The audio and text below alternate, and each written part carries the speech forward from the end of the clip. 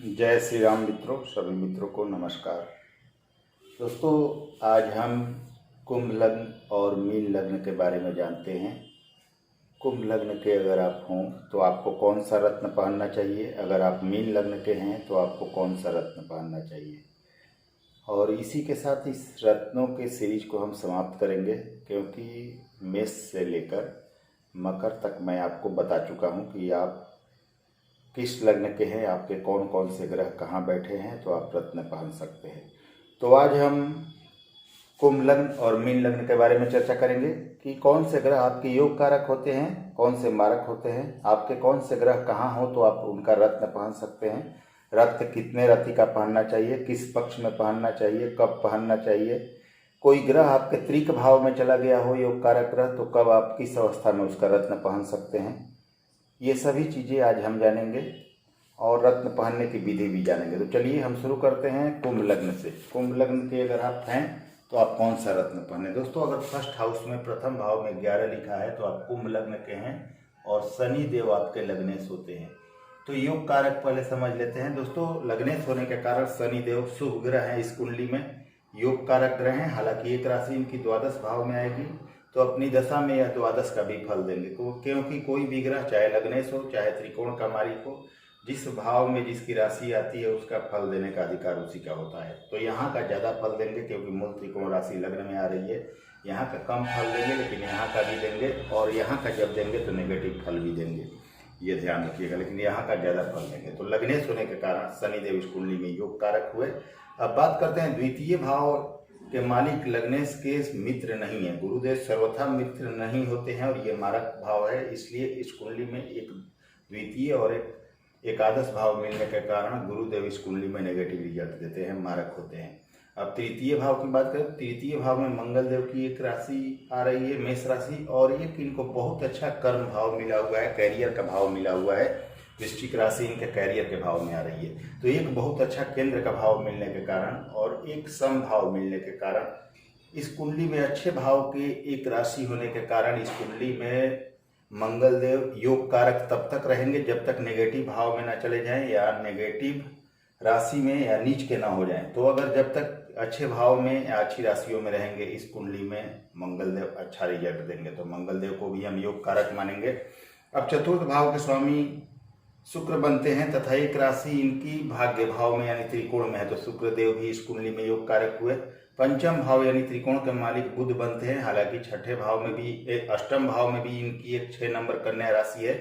तो यहाँ पर बुध देव जो है इस भाव का भी रिजल्ट देंगे अपनी दशा में, लेकिन त्रिकोण के मालिक होने के कारण योग कारक है, अतः यहाँ बुध देव भी योग कारक हुए। तो शनि, मंगल, शुक्र और बुध ये चारों ग्रह इस कुंडली में योग कारक हुए। अब मारक की बात करें तो गुरु, क्योंकि ये आपके एकादश भाव के स्वामी और द्वितीय भाव के स्वामी होने के कारण इस कुंडली में मारक हो जाते हैं, नेगेटिव फल देंगे। चंद्रमा षष्ठेश होने के कारण नेगेटिव होंगे और सूर्य देव आपके सप्तमेश होने के कारण इस कुंडली में नेगेटिव फल देंगे।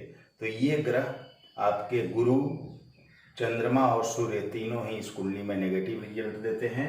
और आपके शनि, मंगल, शुक्र और बुध इस कुंडली में योग कारक है। अब इनका रत्न आप कैसे पहन सकते हैं उसके बारे में चर्चा करते हैं। तो दोस्तों चलिए जानते हैं कि इन ग्रहों का रत्न आप कैसे पहन सकते हैं। तो दोस्तों, लग्नेश आपके शनि हैं और ये योग कारक हैं, तो अगर लग्नेश शनिदेव लग्न में ही बैठे तो इनका रत्न पहन सकते हैं।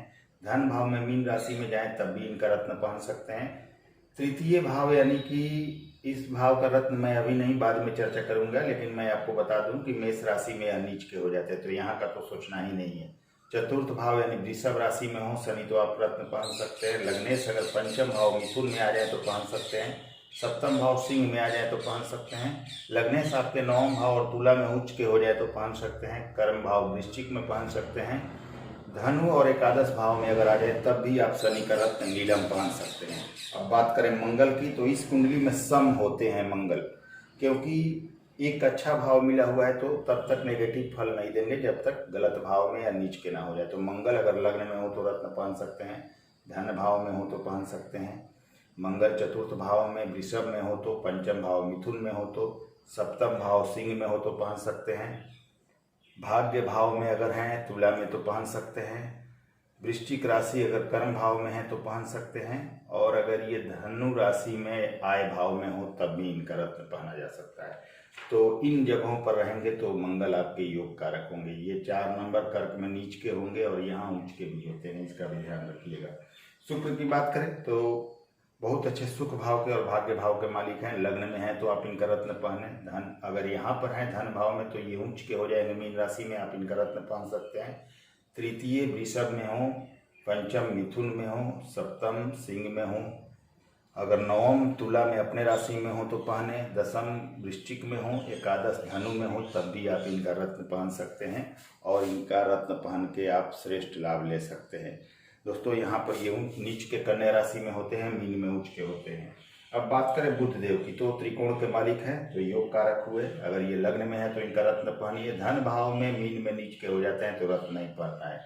चतुर्थ भाव वृषभ में हो तो, पंचम भाव मिथुन में अपने राशि में हो तो, सप्तम भाव सिंह में हो, नवम भाव तुला में हो तो पहने, दसम भाव वृश्चिक में हो और यह आय भाव में धनु राशि में हो तब भी इनका रत्न पहन सकते हैं। तो दोस्तों शनि मंगल शुक्र और बुध कहाँ कहाँ हो तो आप इनका रत्न पहन सकते हैं। अब इस कुंडली में चंद्रमा सूर्य और गुरु इस कुंडली में नेगेटिव रिजल्ट देते हैं, इसलिए इनका रत्न नहीं पहना जाता है।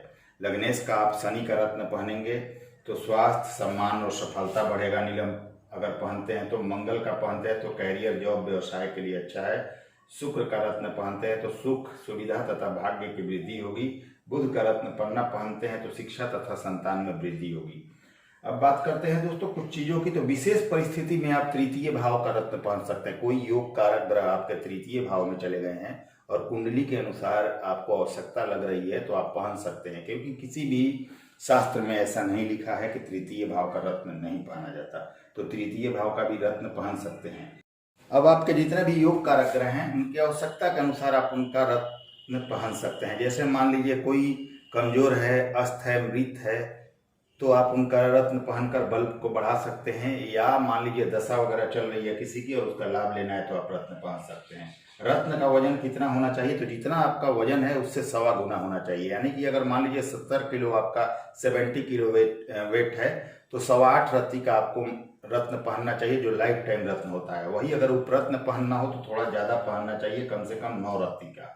और रत्न पहनने से पहले आपको चलित कुंडली जरूर देखनी है। हो सकता है कि कोई ग्रह आपके बहुत अच्छी कंडीशन में हो, लग्न कुंडली में बहुत अच्छी स्थिति में लग्न कुंडली में बैठा हुआ है, लेकिन चलित में वह त्रिक भाव में चला गया हो या नीच का हो गया हो तो उस स्थिति में रत्न नहीं पहनना चाहिए। तो कभी भी बिना चलित कुंडली देखे रत्न को नहीं पहनना चाहिए।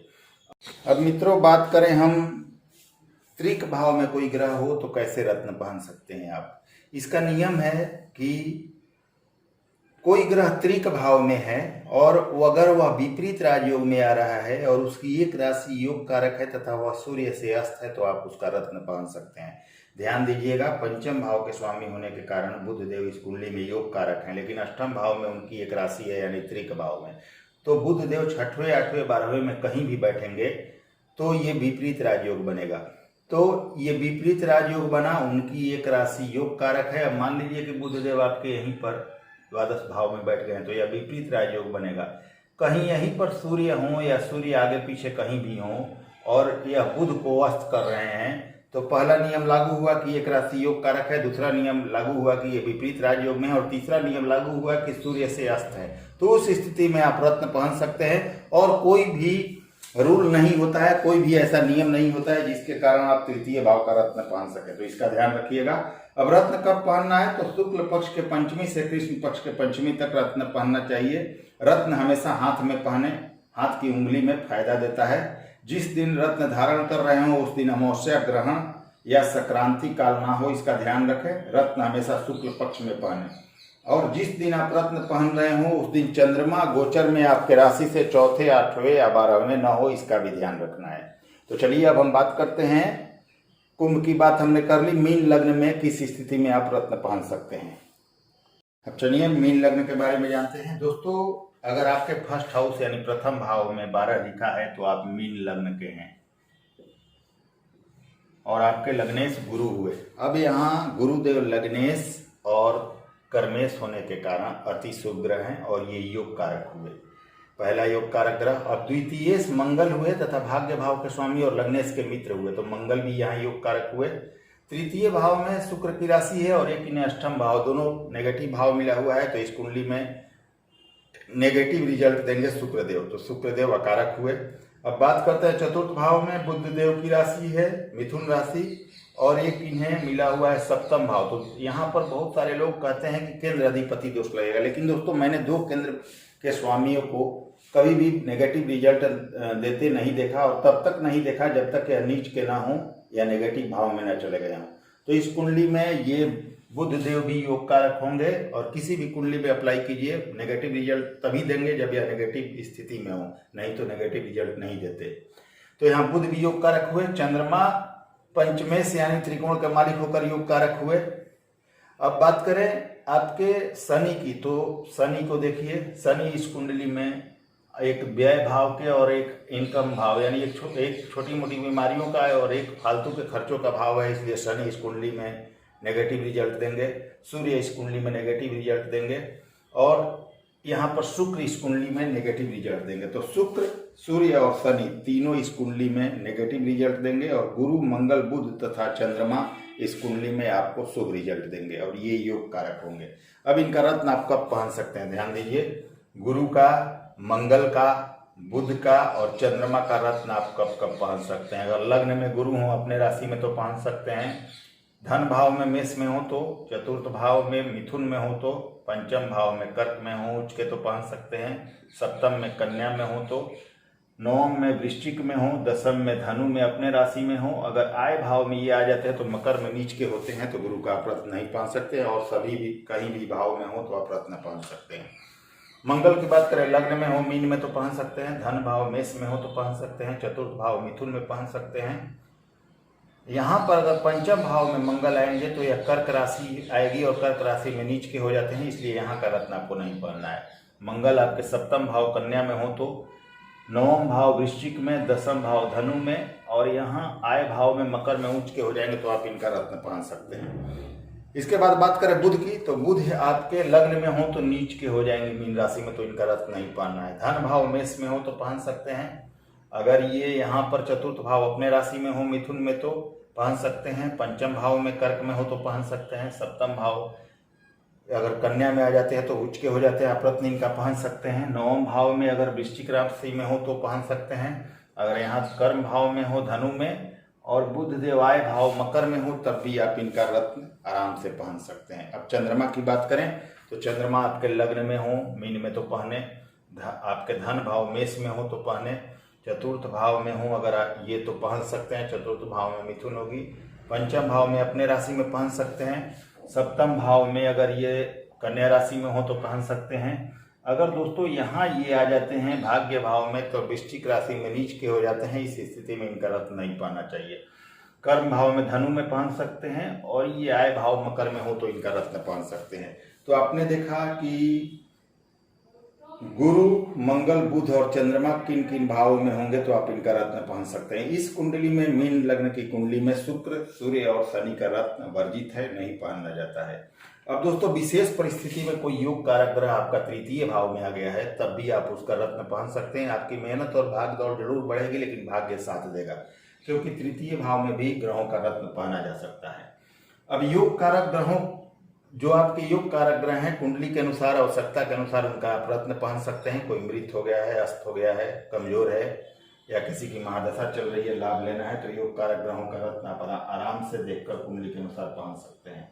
अब आपके रत्न का वजन कितना हो तो 70 किलो मान लीजिए आपका वजन है, तो उससे सवा ही होना चाहिए, सवा गुना, यानी कि 70 किलो वेट है 70 kg, तो आपको 8.25 रत्ती का आपको लाइफ टाइम रत्न पहनना है। अगर आपको उप रत्न पहनना है तो कम से कम 9 रत्ती का होना चाहिए। और रत्न पहनने से पहले चलित कुंडली, भाव चलित कुंडली आपको अवश्य देखनी है, क्योंकि हो सकता है कि जो ग्रह आपके लग्न कुंडली में बहुत अच्छी स्थिति में हो, भाव चलित में नीच के अतिरिक्त भाव में चले गए हों, तो उस स्थिति में रत्न नहीं पहना जाता है, क्योंकि भाव चलित कुंडली में जो ग्रह जिस भाव में होगा अपनी दशा में उसी भाव का फल देता है, तो ये चीज देख लेना है।